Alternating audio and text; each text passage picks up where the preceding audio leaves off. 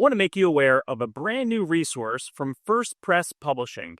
This book, titled Ministry Team Playbook, 10 Principles for Effective Staff Relationships, was written by Heath. This is a great, short, practical book, helpful for anyone who's on a ministry team.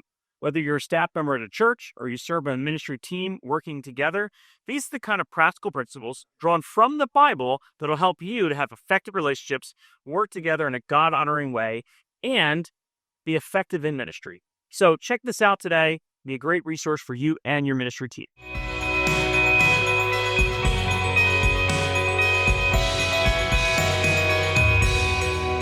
Welcome to the After Sunday Show. My name's Heath Lambert. I'm the senior pastor here at First Baptist Church, and I am joined by people who, I guess, it's somewhat important to mention that you're pastors at First Baptist Church.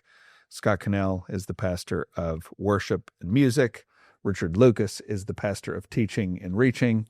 Sean Perrone is the associate pastor here at First Baptist, but none of that matters for the next hour. All that matters for the next hour is that you are hosts of the After Sunday Show, and when it's your turn to lead, you get to control whatever in the whole wide world we want, we're going to talk about.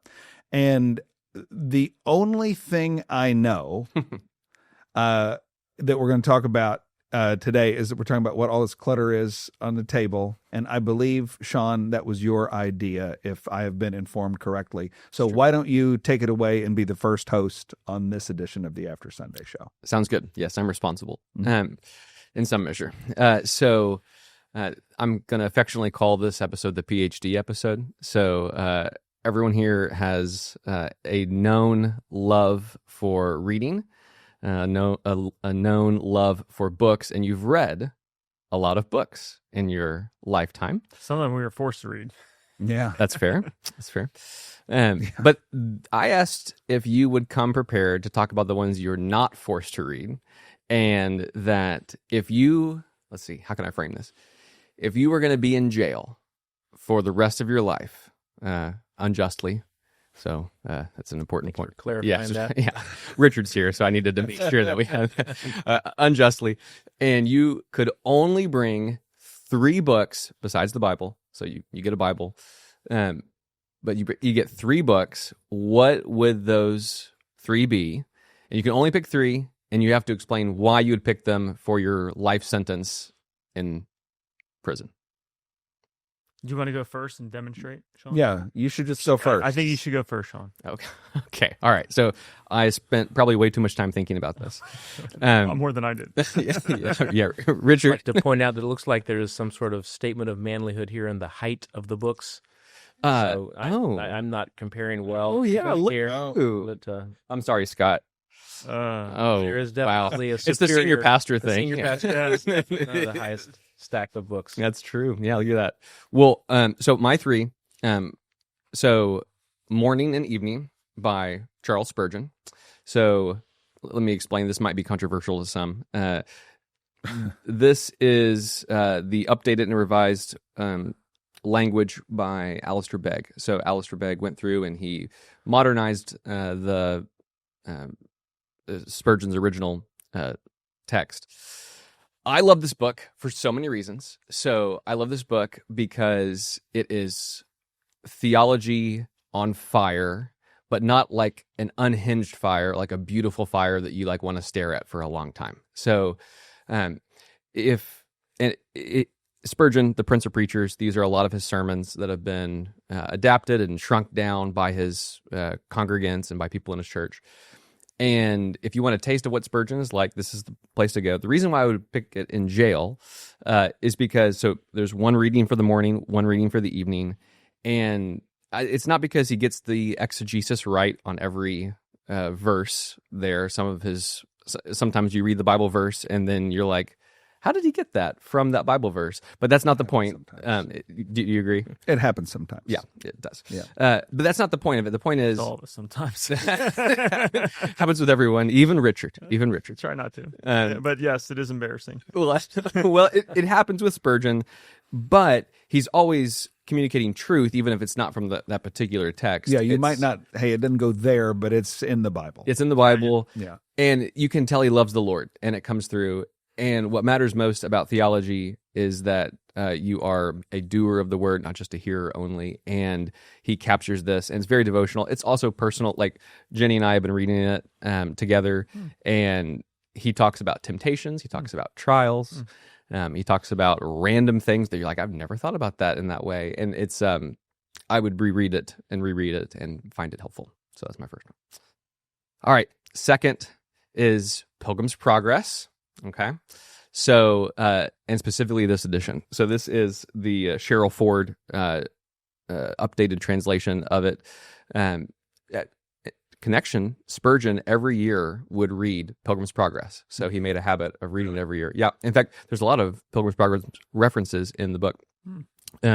But this has both volume 1 and 2 of Christian's journey to the celestial city and Christiana's journey as well. This is a blast. So it's straight allegory. You got everything from the Slough of Despond when you're despairing as a Christian to going through the valley of the shadow of death to crossing the river of death at the end. It is, I find it absolutely inspiring. In fact, one year, Jenny and I just read it one page at a time at night, and it was a blast. So you can read it slow, you can read it fast. I would read it over and over again like Spurgeon. Can I just comment on the word Slough, which I think is spelled Slough. Yes. I've heard that pronounced at least 3 different ways. Yeah. How did you arrive at that pronunciation? Do you know, I am a redneck from Hartsville, Tennessee, and I would not trust that mine was the correct one. I just was fascinated by it. I kind of liked it. It was simple. It was... And being from Tennessee, I can appreciate the dialect. Hey, maybe it is the original version. It may be exactly what he had in mind. No, I'm horrible at that stuff. No one ever's had any problems with me mispronouncing anything around here. Never. So, never a problem. But no, that's a good word. In fact, I'm glad you were able to pronounce pilgrim. Yes, it took effort. I had to intentionally try. Sean, what would you say is one of the attributes of Scripture? This is a trick question. I just want to see. Feels like a trick. You can say the word. Perspicuity? No, I was going to see if you can say the word sufficient. Yes. Sufficient. Hey, all right, you got Sufficient. it. There you go. Eloquent. Thank you. I've been working hard. So last, but not least, is The Lord of the Rings. So this is the 1-volume set. It was intended to be one book by Tolkien, and I love this book. It is full of adventure. I find it absolutely captivating. I think that it teaches us to face life with courage and to endure hardship and to face temptation and trials from a biblical worldview. And I find it that my mind can't stop thinking about it when I read it and reread it. And so that would definitely be in the cell with me. It's a great one. You know, Sean, I would have guessed these 3 books. Well, I would have guessed Really? Pilgrim's Progress. Okay. For you, I'm saying. Okay. I would have guessed Lord of the Rings. I would have guessed a devotional. Oh, I didn't necessarily know it was going to be Spurgeon. that's because we're friends. Yes. Yeah. But it's you're predictable in this way, in a good way. Okay. In a good way. Thanks. So. Your frugality also shows through because it looks like you bought them at a used book sale. I I think that shares something about yourself as well. They're well loved. That's so funny. Now, is that the additional Lord of the Rings that you read? So actually, no. I read The Lord of the Rings. Gift, wasn't it? What's that? That was a gift, wasn't it? Wait, yes, it was free. It's got like Elfin on the side here. You got to turn them around. Yeah, it's cool. So No, it's people on really camera. cool. I got it on Prime Day, Prime deal. Okay. Yeah, it's got It's very nice. the script. But no, I read it on Kindle because I read it during cancer treatments when I couldn't sleep at night, and so I'd read it at night because the Kindle backlight is soft and doesn't wake Jenny up, and I can read it. And so it's unfortunately it doesn't have any markings in it. I have 1 or 2, which is kind of like a sin. But that's just how I read it. Now, Sean, do you know Elfin? I do not. Do you know people who know Elfin? I do not know anyone. Okay. Except for that one person that's nearby. Elvish. I'm sorry, I said it wrong. Flag on the field. Yeah. Here, Alfred. Elvish. Those are my 3. It sounds like Elvis Yeah. has left the building. Maybe Scott should go next there. Yeah, I have. Aw. Sean, you're hosting. I'm sorry. Wow, calm down, Richard. Scott, Do you go ahead. chew your books? I chew while I eat. That's just the way that especially when I'm reading Piper, I'm just trying to figure out how to get through this. No, there's a little bit of, so these are the three that are on the table, but I have a couple of Post-it notes here, like honorable mention books. It made it very hard for me to settle on three. But I wanted to say about these three, because I brought John Piper's Desiring God, which I read when it was first published in the mid-'90s, early to mid-'90s. It was actually an assigned reading in seminary in my worship class. Huh. Brand new author, brand new book. Wow. And look at that. It was novel reading. It wasn't the kind of book I expected to read in a worship class, but now having done this for 30 years, I recognize this is a book about worship and how you live your life. It's now at what, 25? They just released the new edition. What was the edition? I think it was the 30th. 30th. Okay. I think, but don't go look that up and find out if that's true. But I think it was originally published in the early 90s. I thought it was 80s. Yeah, I think it's when it first got published. I'll look it up. Talks among all yourself. right, go for it. So what I like to do with this book, with Jerry Bridges' Trusting God, R.C. Sproul's The Holiness of God, and then J.I. Packer's Knowing God, all of them ending in that. I like to group them as a book of four and give that as a gift to people. So it's I call those kind of the four best books you could be reading about God. Knowing God was the first of those four that I read, which I would just say is a really marvelous book to read, but not an easy one to read. It's kind of dry, kind of sluggish. But I'm thankful for the work that Packer did to put all those attributes of God together and extrapolate the truths and the meanings. I think the four books together make a really fascinating sort of diamond of characteristics of who God is and how to live for Him. So I'm counting that as one. Okay, that's where I'm going to get penalized. You gifted as one. Yeah, you need a rope to tie them together. I do need to. Maybe they need to bind them in one volume, yes, like your Tolkien volume. One ring to bind them all. They probably don't, but your stacks are higher, so I can talk more about my books. 1986. Okay, fact checker. Look at you. So congratulations. I did say it was 1986. Look at you. Yep. The book that I remember, we've heard the quote, and I think it's a Piper quote, that books don't change people. Paragraphs change people, and in fact, he goes on to say sentences change people.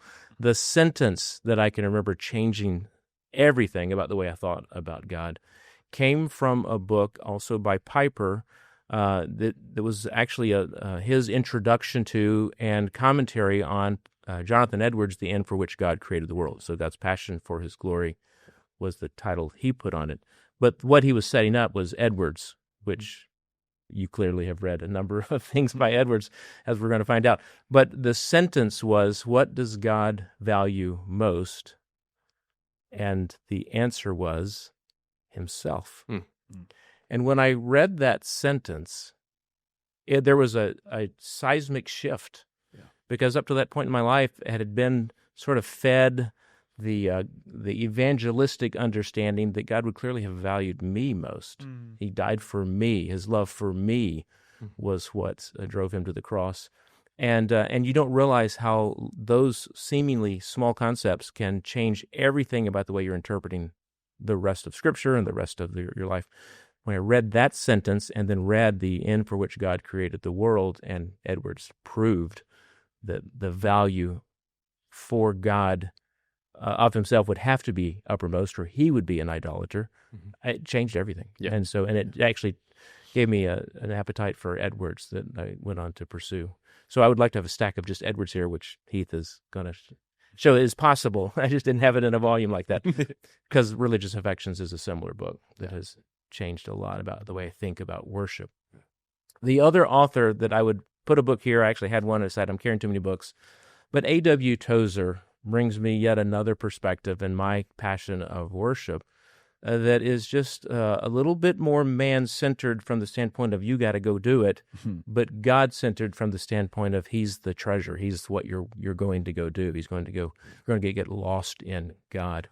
And so I've just found I didn't have an appetite for Tozer initially. I actually read The Knowledge of the Holy and found it to be dry and not very inspiring. And then years later came back and rediscovered Tozer, and then found everything he says I want to hear. Yeah. And he has done a lot of reworking on my thinking about worship. So I would have kind of the God volumes here. I would have an Edwards stack here, and then Tozer. If I could represent three, it would be one book from each. Cheating slightly, but we'll accept it. Well, my stack is shorter, so I can That's good. not bringing in these mega volumes. That's good. All right, Heath.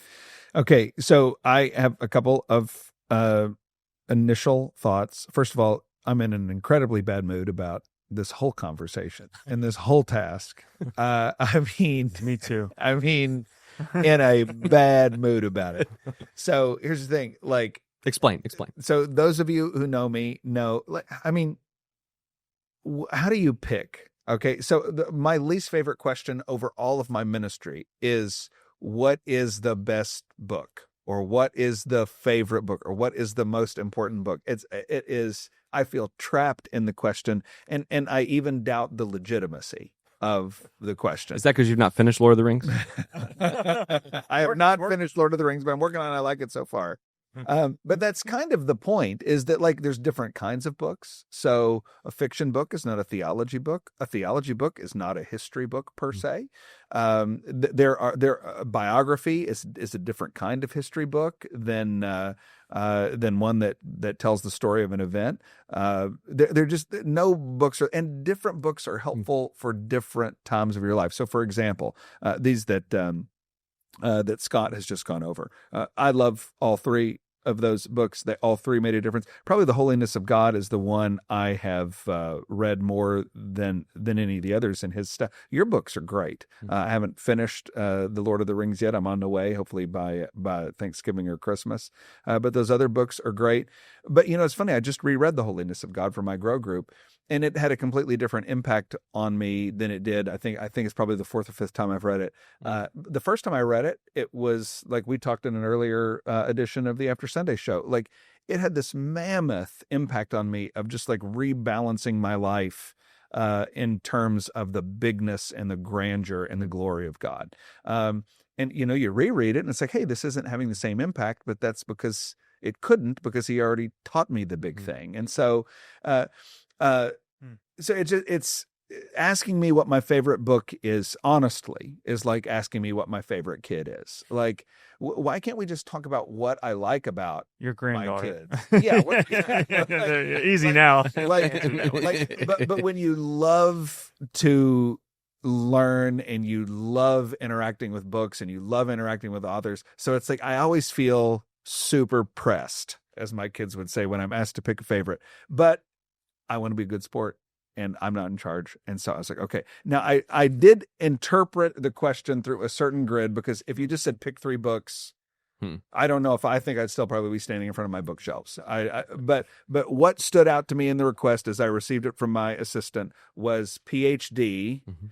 And so that was in there. And these are it. Like, these are it. So in jail. So I can't get any more.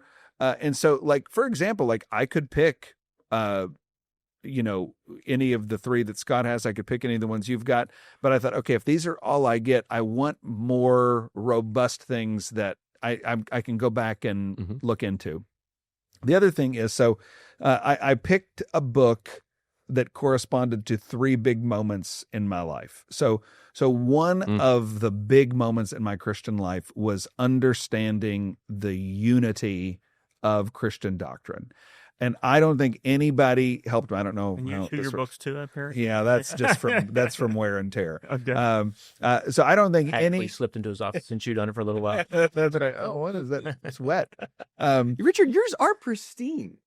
Yeah, no wonder you're making fun of her. Listen, Richard, one of the first things I learned about Richard is that he doesn't compromise the spine on his books. So he'll hold them like that. Different books for different purposes. So, but for me, I need to, like, I view my books as like a workbook. Yes. It's like a notebook. You got writing in it. That's good. I write in it, and if I don't write in it, it's for specific reasons. But the first book, Unity of Christian Doctrine. So I always say my first love was systematic theology, even before I knew it was systematic theology. And the first systematic theology that I read was Wayne Grudem's. I owned a systematic theology or two, but I hadn't read them. I just used them to reference. And so if this would be one of my three, because listen, I don't agree with Wayne Grudem on everything. In fact, Wayne Grudem says some things in here that really bug the fire out of me. And we could talk about those in a different episode of the podcast if you want. But the thing you have to love about Grudem is that he is relentlessly biblical, or at least tries to be. Like, he is in the text. And if you're going to disagree with him, you're going to have to think real hard about the Bible. And so I appreciate that. He is also, the fancy term for it is doxological. So you don't read this and think dry truth that doesn't matter. You read this and you're like, oh my goodness, the Lord's amazing. The truth exhilarating. There's hymns in the back of each chapter. And so as a work of reference, as a work of giving glory to the Lord, and just as a reference work, I would not want to teach on an element in Christian doctrine and not be familiar with Grudem's presentation. So when I came to life theologically, Grudem was very helpful. Then another book. Hold on, just real quick. That edition. So that's Richard, is that the first edition? That's the first edition, but it's not the first printing. So it's now in its third edition. No, second. Second. I read. He's only done 2 editions. He had different printings. And he added an appendix. So the one with the pillars on it is the one I read. That's not pillars. That's like some shepherd in the desert. It's like yeah. That's Grudem. That's God. Oh, God. Okay. You can tell by whether or not now you know. appendix 6. It's his hindquarters, so you can't. So it doesn't violate any commandments. But you're just saying in general, because the newer edition he makes edits. The second edition, he adds some stuff and revises a few things. Yeah. I prefer the first edition. Oh. What do you think? Well, I prefer the second edition is a little better on eternal generation, but not on the days of creation. Good. Yeah. Not as good on that. I mean, are we trying to go through all the things we don't like about Wayne Grudem? No, I just didn't know if there's a specific edition that Heath likes, or it's just in general. This is just this was assigned to me, and I went and bought it, and I read it. So this is the one I fell in love with. I'm not making any. They're not substantial differences. The Desert Shepherd. This is Desert Shepherd. This is the one I had, and I might go buy another one, but I would never. Yeah. This is just a treasured. Yeah. This is like a friend, you know. Yeah. So I don't. That's when I'm you not were commenting on any of those things. This is back when you were allowed to assign Wayne Grudem as a textbook in seminaries. Yeah. Now, not so much. Well, and we might have to talk about that on some other edition. All right. Because you just touched a lightning rod on it. Then second book, also in the realm of like a reference, is this Kingdom Through Covenant by Peter Gentry and Stephen Williams. So Stephen Wellum. So another wake up moment for me in my walk with the Lord was how to put the Bible together. So some of you know this because we've spent a lot of time talking about it. I was profoundly confused about how to put the Bible, what is the relationship of the Old Testament to the New Testament. I was profoundly confused. The early people who really impacted my Christian life were Presbyterian. I'm obviously sitting here. We're on the campus of First Baptist Church, Jacksonville, Florida. So I'm obviously a Baptist. So I hope no one will be offended if I say now, looking back on people who meant the world to me, they were confused in their understanding on the relationship between the Old Testament and the New Testament. But I wanted to listen to them because they were so right on so many things that I wanted to learn from them. And then maybe what has been the dominant Baptist view for the last century or so, it was equally confusing in a different direction. And so I was just messed up. And there were several books that really changed my life and were big light bulb moments on, here's how Jesus fits in the Old Testament. And here's how we make sense of these Old Testament passages in light of these New Testament passages. There were several books that were really, really illuminating. They're some of my favorite books I've ever read. But I think the most mature single volume for me was Kingdom Through Covenant by Gentry and Wellum. Know both of them, learned from both of them in seminary, was on the same seminary faculty with them for a while. And it's no slouch in terms of a volume. If you're looking on watching, you can see. And that's kind of the point. Again, I picked books that's like, okay, if I don't want just a one-off. Like I want something that's like worthy of going back and reviewing and looking at and examining carefully. And so I think that book is pure gold. Now, you didn't pick the second edition of this one either. That's just the book I bought. Or the abridged version. He got you guys are doing something that is different than you guys are making me responsible for something that I had no. It's a PhD episode. Like Heath. you said, which books, and so these are the books that I read. I am not equipped, Sean. You seem like you're in a foul Richard, mood. I am in a foul mood. You did this. Telling you people, and now you're making it worse. No, Like- to be clear, Heath, can I ask you a clarifying question Sure. here? So you're recommending this book, right? Yeah. But you did not, when you describe how it was this book is so helpful in putting together the Bible, right, Old and New Testament, you did not learn it from this book. Because this By book the came time- out in 2012. You By learned the it from time- Richard. That is correct. That is correct. By the time this book, in fact, Richard and I really were coming up together in this. We were reading the same books. Yeah, we had these guys. We had these guys. professors, So Richard and I were now. Richard came to be a key contributor in this area, but we were really studying this together. So, but your qualification, Richard, is correct. That this was not the book that turned the lights on for me. This was the book that by the time I read it, Yeah. I'd already studied with these Yeah. guys, already been reading the books they had been the assigned teaching in their that's classes. in this book. And this is the mature development of what I was growing up under when I was learning how to do this myself. Maybe you picked that one because you haven't heard of the one on, what is it, the 5 views of covenantal Yeah, that's what. Yeah. by some guy. 4 views. What's that guy, Parker? So Oh, 4, sorry. then the third book. Did you get a footnote? So a wake up call for me in my Christianity was the unity of Christian doctrine, and so there's Grudem. Then it was how we put our Bibles together. So here's So Kingdom unity of doctrine, unity of Bible. unity of Bible, Ooh. and then honestly, Unity of- practical Christian living, Really? and so that the Bible is sufficient to help us with our lives and is relevant for life. And Edwards, so I've got here the first volume of the complete works of Jonathan Edwards, and Edwards gets overlooked for the practical theologian that he really, really is. Edwards was a pastor, and he preached to people, and the serious. So I picked volume 1 because of Well, what is going on here with this hair? The hair on top. those. Okay, so those are things that are marked for when I was teaching, and I needed quotes.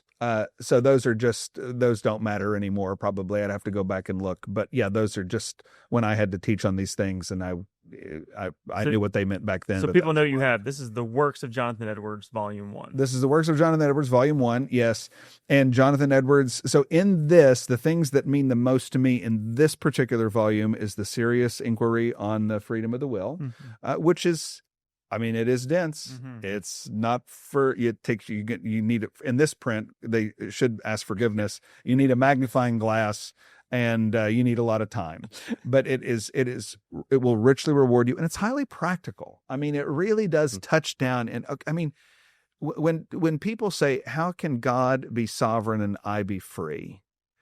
That's not only an intellectual question; that's an existential question. People want to know how it works. And listen, Edwards helped me. In this volume is the religious affections. That is a highly practical work. It's robust, it's dense, but it is highly practical. And honestly, one of the most life-changing things I ever read was his personal description of the revival when it happened there in the 1700s. And he's talking about how the youth were involved. He was talking about the response of the people to the preaching. And it was just, again, it's antiquated language. The print is so small, it's almost invisible. But when you do the hard work and you get on the other side of it, you want to live your life for Jesus. And so I also wanted to pick this book because it is old, and I tend to find, when it comes to theology, I tend to find older works are tougher sledding, but more rewarding when you're done. When once you've plowed through the works of Jonathan Edwards, you're like, okay, you know what? That was not easy. But that was really, really worth it. And so if I'm going to be locked in jail with these things, there's just going to be some times I'm going to want to sit. I'm going to want to take a couple hours to go through 3 or 4 of these very, very dense pages. And so I love it. that is my fulfillment of your very, very frustrating request. Well, you did a fantastic job. No, I'm very satisfied. Point out that I don't know what these guys got thrown in jail for, but I'm expecting a lighter sentence. That is true. That is. They expect to be there for a long time. So I thought the parameters were the rest of our life. That's what I thought. That is what I intended. That's what I thought. So don't disappoint us. Tell us, Richard. Okay, so I too was frustrated by the question. For all Thank you, Scott, for not being frustrated. I He didn't was just say I delighted. was. Lighter I just than didn't air. say. Oh, maybe he was I didn't frustrated. confess that it was frustrating. But very frustrating. But now Scott made up his own rules to the question. Okay. that's why I have my post-it notes here. And Heath took a different tact than I thought of, because this is more like this was like what you want to read. These other two were more like commending, it sounds like, than maybe what you would choose. No, I would use them as reference volumes. So Okay. this book, The Kingdom Through Covenant, it's really careful interaction with the text and how Yeah. they relate together. And this would be a really good survey. Like if I'm thinking about the truth, I want to go look, Okay. because apparently I can bring a Bible into this You can. horrible situation you have us signed up for. So Grudem would end up. All right. So yeah. So I I see don't. that. Yeah. I see that. I didn't think of Edwards because, one, it's 2 volumes. I'm like, how do I just pick one volume? And I hate the print. That one. The print's horrible. I hate the print. Really, honestly, they should apply for forgiveness. They shouldn't have done that. I thought, I'm like, okay, well, if I had that much time, I could, get through all of like Francis Turretin, but like that's 3 volumes, and that's tough sledding. But you're in prison. What'd you bring, Richard? But What'd you bring? Sean said, Move along. at first I was just going to ignore the question. Okay. Thanks. And then I was like, I'm like, what would I recommend? Well, it depends what I'm recommending too. What would I want to read over and over again? I don't think there is 3 books I want to read over and over again, to be honest. Richard, why'd you bring this? Let's keep it going. I picked these books, Sean, because I'm like, well, okay, you said I get a Bible. I'm in jail for the rest of my life. And so Did you pick the MacArthur Study Bible? I did not. I thought, I'm like, well, if I'm going to be reading the Bible and I have that much time, then I would want to read the Bible as closely as I could and as well as I could. And for me, that would mean reading it in the original languages, in Greek and Hebrew. But I could not just pick up a Greek and Hebrew Bible and read it without any help the rest of my life, because there's still words I don't know, things like that. The vocabulary would be too much. So I decided to bring a Greek lexicon, a Greek dictionary. What is it? This is Bauer. Yeah, BDAC. Oh, yeah. okay. Yeah. So you're doing the reference decision. I'm doing the reference decision Yeah. to help me read the Bible better. Yeah. Mhm. Yeah. So I got a Greek lexicon. This is kind of the standard Greek lexicons, the big boy. What is that? $4,000? That is an expensive volume. That's like- inexpensive. I think you can get it for $125, maybe something like that. All right, and then I bought. And you would have had that back when you were a poor, broke, newly married seminary student. I got this in college. You sold a car Yeah. for it? I got this in college. I had my college library do the lamination for it. That's why You got a little stamp thing going on here? Look I at you. did. Yeah, my wife got that for me. I think before we were married. But A love gift? so this is my Greek dictionary, so I can read the New Testament, which is written in Greek originally. And then I would have picked a different Hebrew lexicon. I don't love BDB. It's hard to read. I've used it a lot. Brown Driver Briggs. Kohler Baumgartner's Halot. It's 2 volumes. And then the abridged is like too small. This is a newer one, but it's 1 volume. So it's like an intermediate lexicon. Oh, look at you. Biblical and Hebrew and Aramaic dictionary, because there is 10 chapters of the Old Testament that are in The Aramaic. printer did it wrong. So I got no. Actually, all the other books are wrong. Originally, right to left. Hold on. Hold that up. Let's see the Elvish. Oh, the Elvis does not Elvis. Oh, looks similar. That's actually Paleo Hebrew. Oh, What okay. that is, yeah. Yeah, Sean. Sean, yeah. Sorry. And then Look dwarfy. But the printer did do it wrong. what did they do wrong? Richard, I wasn't trying to fry your motherboard. I was just. Oh. Huh? What? I mean, I was just kidding. oh. Hebrew is the opposite direction of English, just for all those who are. And I was trying to make a joke that was not funny, and instead I've offended my good friend Richard. I thought it was funny. I heard it the first time. And I was like, well, it's right to left. It's Hebrew. But then you said it again. I'm like, maybe I missed something. No, I just Okay. was being annoying. What's your last book, Richard? The last book is I would love to have a grammar for both Greek and Hebrew, but since I only get 3 books and I used the 2 up on lexicons, I was going to bring. I've spent more. I just thought I needed more help in Hebrew grammar than Greek grammar if I was going to be in jail for the rest of my life. So I brought an intermediate Hebrew grammar. I picked this one because it's easier to read, and the other ones I'd worked through more, so I spent more time on them. This one I hadn't as much, but when I flipped through it, it looked helpful. So going deeper with biblical Hebrew. How many languages did you use in your dissertation? Did I use? You phrased that really well. I used 11 different languages in my dissertation. I don't read and know. We want to thank you for joining us in this very last edition. No one cares. The After Sunday Show. Richard killed for the two people that are for the 2 people that are still with us. It's been a pleasure to serve you. Sean, you said the PhD. So, Sean, Jonas. listen. You have now presided over the longest segment of the After Sunday Show, and I think the most hated and controversial by the participants. So in Hebrew lexicon. So, all right, what study Bible would you Scott, pick? Scott, what? Scott, ESV. Here you go. Scott, you better quickly bail us out of this slough of despond. Thank you for recapitulating that term. I think Richard took me over the river of death. This is your idea, man. So, I just am thinking, if I were in jail with you guys, who would I want to be a cellmate with? And who would I ask not to be put in the same cell with? We're just going to read the Bible and all that. Well, when this airs, when our whatever audience is left is watching this, it will be the week before Thanksgiving, and they will have earned it at this point. And so, as I think about Thanksgiving, I think we're going to lose Sean for a little while. yeah. You did a great job, Sean. Drink your tea. You did a great job, Sean. Depending on what your goal was, you did a great job. As I think about Thanksgiving, I love Thanksgiving. I think that's a shared affection around the table. And I actually wanted to propose an argument. So, taking the spiritual components out of Christmas and Easter, which make them superior holidays. You need to be excused, Sean. I would suggest that Thanksgiving, from the standpoint of family and time and the simplicity of the effort of what we're supposed to be doing, it is the superior holiday. Huh. Whoa. Now, we're not trying to be holy here. Dried up Sean's tears of laughter.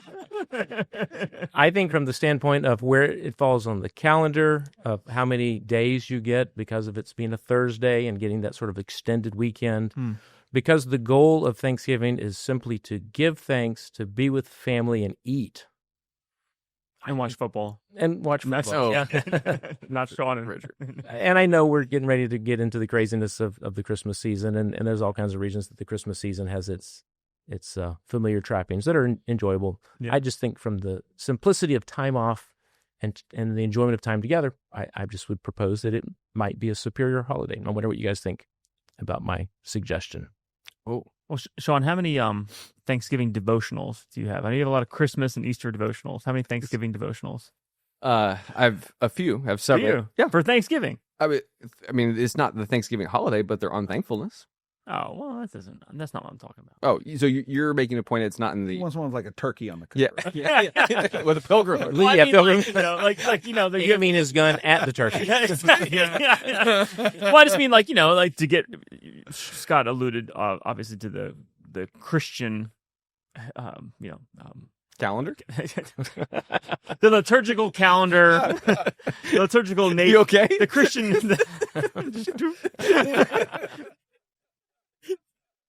The Christian nature of Christmas and Easter, but that Thanksgiving is the superior holiday, and I'm just wondering. Never mind. Well, yeah, we're gonna need to go somewhere else. Never mind. What do you think, Richard? Scott, I love. Trying to tell us something. Why don't you go ahead? We've heard enough about Sean's book. Sean, who invited Sean on this show, man? I'll tell you what. This is the first podcast where those presenters outnumber the audience. Yeah, I know, but Scott, I love what you said, though. I really do. I love it because I love Thanksgiving, and I think it's family. It's a very kind of concentrated holiday in that sense. And even now, I mean, we have 2 kids away at college, and they're going to come home for Thanksgiving, and it's just in and out. And so there is a simplicity to it, right? Like, you decorate a little bit, make some food, but maybe I'm saying that because I'm not the one doing most of the cooking. But meal is not simple, but yes. Yeah, but all there's so much that goes into the celebration of Christmas and Easter. Sometimes that overtakes it, and I love there's an Americana to Thanksgiving as well. I always read like the Squanto story to my family. Oh yeah, who does that? Eric in Texas, is that it? He writes a story about it. Yeah, it's good. Yeah, no, I think it's a very Christian story. So I love it. I'm not ready to say it's the most important or Christian or whatever, but I love what you're saying, and I think there's a lot of truth to that. Now, Scott, I don't want to hijack your conversation here, but one of my favorite things about Thanksgiving in the Cannell home, which I've never participated in, but I've heard about, and you make a crucial contribution. Yeah, I do my best. What do you tell us at about the table? Dress up? He has a pilgrim out. As He's got Squanto. a shoe with buckles on. Even better. Yeah, there's a rating that goes with the outfit, but yeah. Oh, man. Does it rival his Pocahontas outfit? For I record? wouldn't know. Okay. I'm going to ignore that. No, I have one task, and listen, you live or die for a year over this one task. I have one task on Thanksgiving morning. It actually begins the night before, and that is to make the yeast rolls that will be baked on Thanksgiving Day, and it has become my thing. Dad makes the rolls. He only has to make them once a year, but he has to get them right that one day. And I think I'm more often than not close. I think they appreciate it. But yeah, that's my one contribution. And you have like 18 kids. So how many rolls do you have to make? So yes, I think we end up with near 100 rolls. 100 rolls. That's unbelievable. Now, how does it work? So here's the thing. I think, so my wife and I love each other. We've never wanted to be married to anybody else. If I were messing around in the kitchen while my wife was making Thanksgiving, I think she might wish me ill.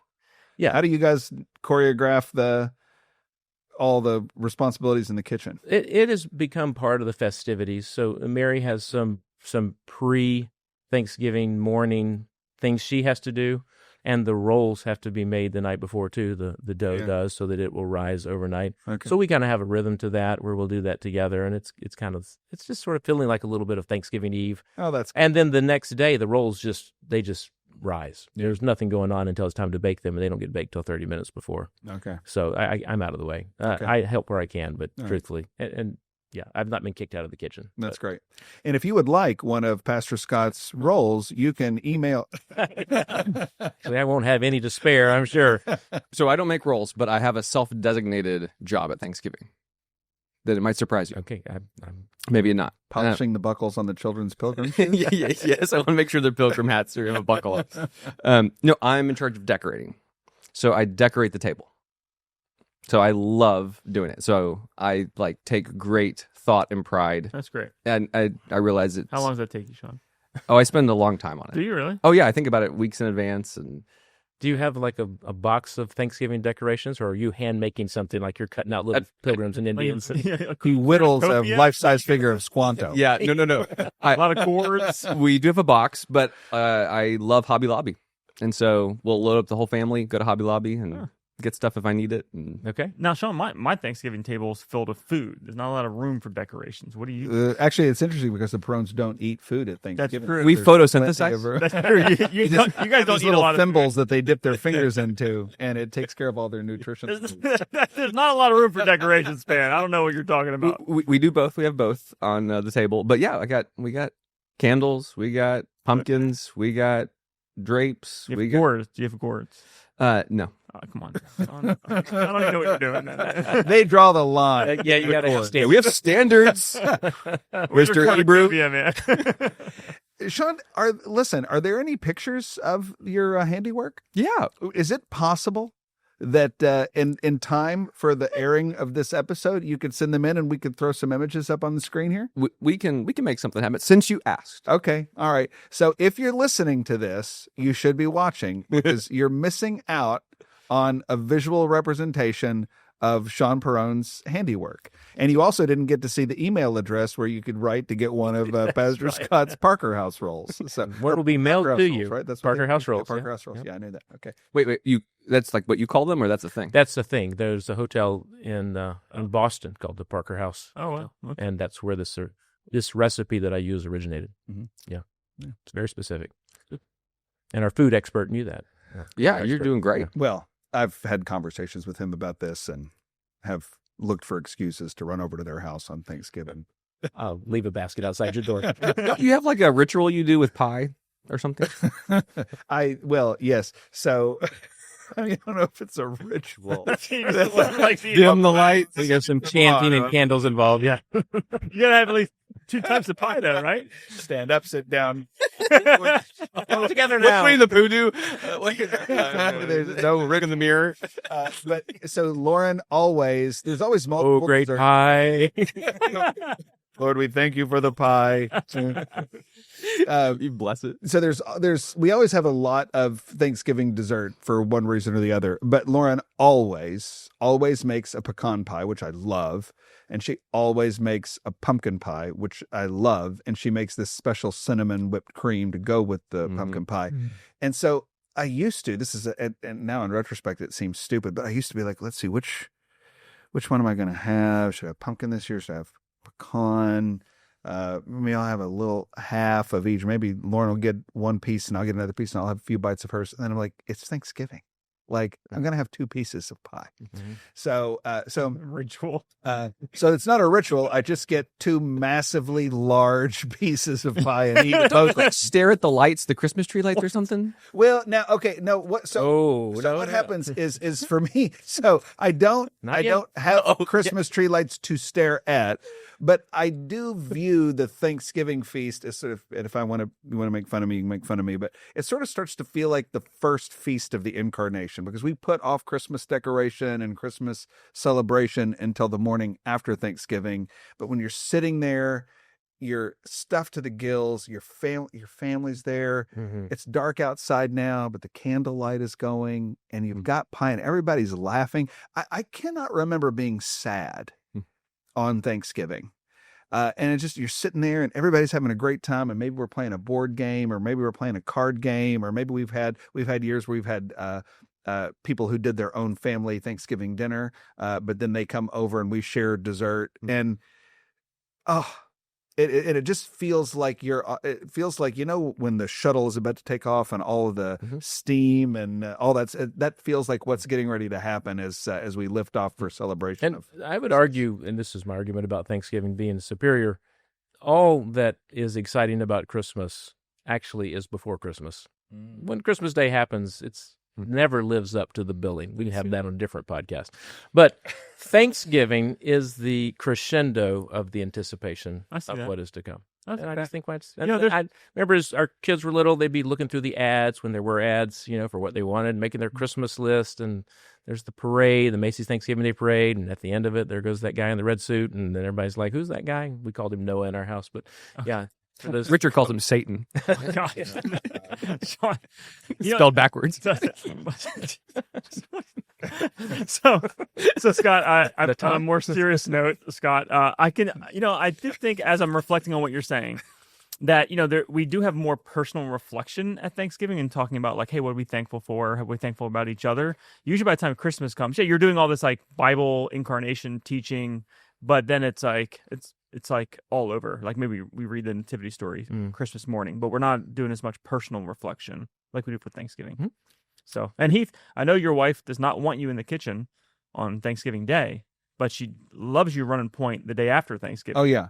She says we wake up the day after Thanksgiving and she realizes she's married to Buddy DL. Yes. And so she leaves the house to go Christmas shopping, and me and my children, we decorate the house. And the idea is to completely decorate the house for Christmas and get it all cleaned and ready by the time she comes back in the afternoon. And every year we make it, and then every year we eat something. We usually have the leftovers from Thanksgiving for lunch, the decorating team does, and then we eat whatever we eat for dinner, and we watch a Christmas movie, and that's the way we start off the season. Yes.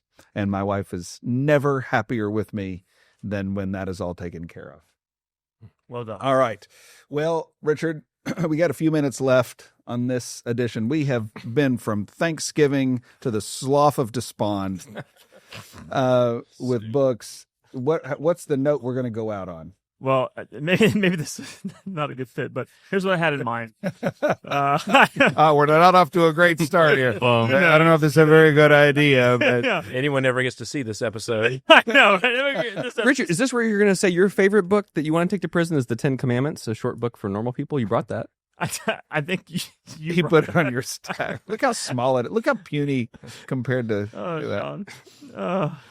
Could be smaller. Could be smaller. I don't ever want to do an writer of episode small again and without Sean. insignificant.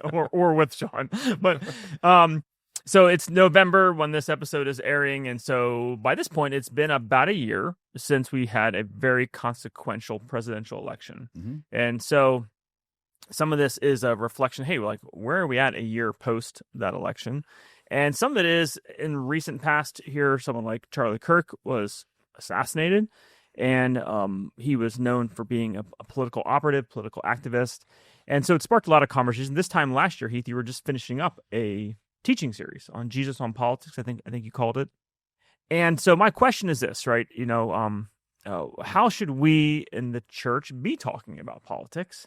And I ask that because, the old axiom is the two subjects you don't talk about in polite company are religion and politics. Well, we're all pastors here, so we're breaking the first one. And so for when I was kind of coming up in ministry, kind of the axiom was, hey, just don't talk about politics at church. And I think I've come to believe that is misguided, but there's a right way and a wrong way. And we as a church have made different decisions about that. So how should we and how should we not talk about politics in the church? I'll jump in and say, because I've spent a lot of time thinking about this and I have a lot of responsibility as it relates to this, because I'm making decisions about what our congregation is going to hear about on Sunday morning. And most of the time you come to church at First Baptist Church and we're not talking about politics. But then you just talked about this series a year ago where we are. And then we have other platforms that aren't the Sunday morning sermon where we do things on Sunday night. We do things on Wednesday. We have this podcast where, and what we say at First Baptist is we talk about everything. We're going to talk about everything because the Bible addresses everything. And so let me talk about a problem that I think Christians have learned the hard way that we have, and a lesson that I hope we learn. So for most of my adult life, certainly from the time I started into ministry, which let's call that late 90s, I got my first paid ministry position in the late 90s, started pastoring in the early 2000s, and I've been in ministry ever since. The sort of rule is lead with the gospel because we want people to get saved and we don't want to get all tangled up. And it looked like, hey, the religious right, the moral majority, they'd kind of cornered the market on this. We're going to let them run with that, and we're just going to focus on getting people saved. And I would say probably the most famous preachers, certainly in our circles, sort of lived by that rule. Some of them to great effect. You got to think of somebody like Timothy Keller. Tim Keller we do the gospel and we don't get into these other things. First of all, what is right about that is that we want to prioritize the good news of Jesus. We want to prioritize his life, death, and resurrection for sinners, whether you got a D after your name, an R after your name, an I after whatever you are. We want to prioritize that. But if you then stop there and don't explain that the Bible has teaching that has political implications, then what you're going to do inadvertently, I don't know how many people intended to do this, but what you're going to do inadvertently is you are going to refuse God his right to speak into the issues that are relevant in politics. And as a matter of fact, God has a mind on most of the political issues that you could think of. Certainly you just pick abortion. He's got a mind on abortion. He's got a mind on marriage. He's got a mind on homosexuality and trans. He's got a mind on taxes. I mean, he speaks to these things. And so at a certain point, yes, we lead with the gospel. Because not all truth is created equal in terms of relevance. But eventually the task of discipleship and growing in knowledge means we have to apply the truth about Jesus and the truth in God's word to the political issues of the day. And if you don't do that, what you will ultimately have is no Christian voice in those issues.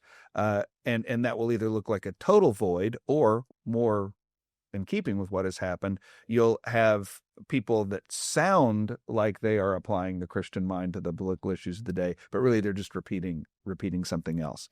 And so I think you have to have a commitment to the Bible and prioritizing what the Bible prioritizes, which means we're going to always, always, always talk about Jesus. And then we're always, always, always going to talk about the application of Jesus to all sorts of things. Sometimes that'll be sex.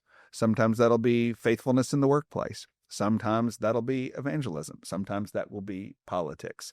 But I think the lesson Christians, if they haven't learned it, they need to learn it, that we have no right to allow political conversations to happen without us preaching the truth of God's word into that.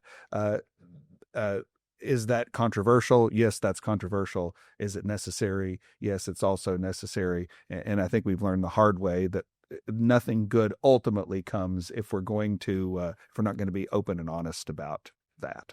It's helpful. A recent survey on the state of theology I mentioned in a previous episode said this is relevant for this conversation. 54% of people, of evangelical Christians, self-professed, said Christians should not allow their religious beliefs to influence their political decisions. How many? 54%. So then something will influence your political. Yeah. And so the question is, what do you want? Do you want it to be? That's right. Do you want it to be Jesus and the Bible or something else? That's really crazy. Concerning. Yeah. So what do you think is what's the wrong way to do it? What's the fear that some people have about talking about politics in the church? I think historically it's been endorsement of a particular candidate or party, and some of that has stemmed from the tax-exempt implications, and I grew up at a church that was very fearful of that. Not a specific church, but just the church age, where they just stayed away from that. And I think that has not been as much a deterrent in recent years as it was like in my childhood years or even early church years. But I think there is, once you start identifying with a particular candidate, it's impossible for people to see where you're how are you identifying and where are you delineating where you don't agree, and I think that gets complicated for people to understand. Yeah, and that's been really true, with Donald Trump as a particular candidate, where people can be very divided over what kind of candidate is he and how do we stand with or against him, and what does that mean for the implications of that. So I think it's when you identify with personalities that it gets most complicated, and parties. Yeah. Thoughts? Yeah. So I mean, I have a lot of random thoughts. I think a concern would be, hey, are we more excited about America, or are we more excited about being in exile to the celestial city, to the heavenly kingdom? So, and I don't think those are necessarily at odds, but there is a danger that you would idolize, America. But I'm not. I think that's been the concern. I think I agree with what Heath was saying. Our mission is to reach all of Jacksonville with all of Jesus for all of life. So all of Jacksonville, we have, there's a naval base, right? There's military that are coming here to visit. If I was going to go to a different country, I have been on mission trips to other countries and other churches, and I'm not offended when they have, patriotism for their country that's just a part of their culture. And so I don't think it's wrong to, have an American flag pin that you're walking around and on your suit jacket or whatever. Like, do you think it's controversial to have a Hobbit pin on your lapel? Not today. Okay. Yeah. And so I think we should be proud to be Americans. I'm not opposed to that, but at the same time, our kingdom is not here. Our kingdom is not America. Ultimately, our kingdom is with the Lord. But I think we're reaching all of Jacksonville with all of Jesus for all of life, and that reaches down to the questions people are asking are often political, controversial questions. And if we don't have something to say about them, then what are we doing here? Like, so in evangelism, I don't want to just slice out only the bare minimum of the gospel. I always want to point people there, but I'm a Christian living out of a Christian worldview that has a Bible that talks about everything. And yes, my neighbor can have real questions about immigration, real questions about the vote no on Amendment 4 or vote yes on Amendment 4 that's coming up. And I can use that as a springboard to say, hey, here's why we care about I was at physical therapy 2 days ago, and I'm like doing these, like, I'm on this ball that like moves back and forth to like help my balance, and I'm trying to concentrate. And my physical therapist says, hey, do you think that the assassin who shot Charlie Kirk, do you think he should get the death penalty? Or do you think he should be forgiven? And I was like, both. Like, and so we're able to have a conversation. He's asking me the question. It's in the news. He's wanting to know what I think. And the Bible has something to say to that. The Bible, so I quoted Genesis 9. I quoted Romans 13. Yeah. And I was telling him, there's other Christians who say, no, don't take revenge. But in Genesis and in Romans 13, it talks about how the vengeance isn't ours to take. Like, I'm not going to go after them, but the government is a gift from God to enact vengeance and terror upon them. And so I can talk about all those things and not be shy about it or ashamed of it. And it's a part of the whole Christian movement towards this is we're meeting all of Jesus for all of life. So I'm for it. Well, it's been a doozy of an After Sunday show. We've talked about books and Jonathan Edwards and trusting God and the Pilgrim's Progress and Slews and Sloths and Trump and Thanksgiving and Parker House Rolls. I don't know how we could squeeze anything else in. In fact, lexicons. Hebrew lexicons. In fact, I'm afraid if we try, we're going to get even more in trouble than we might already be. So we'll leave it there. I'll thank you for being with us, and I'll invite you to be with us next time on the next edition of the After Sunday Show.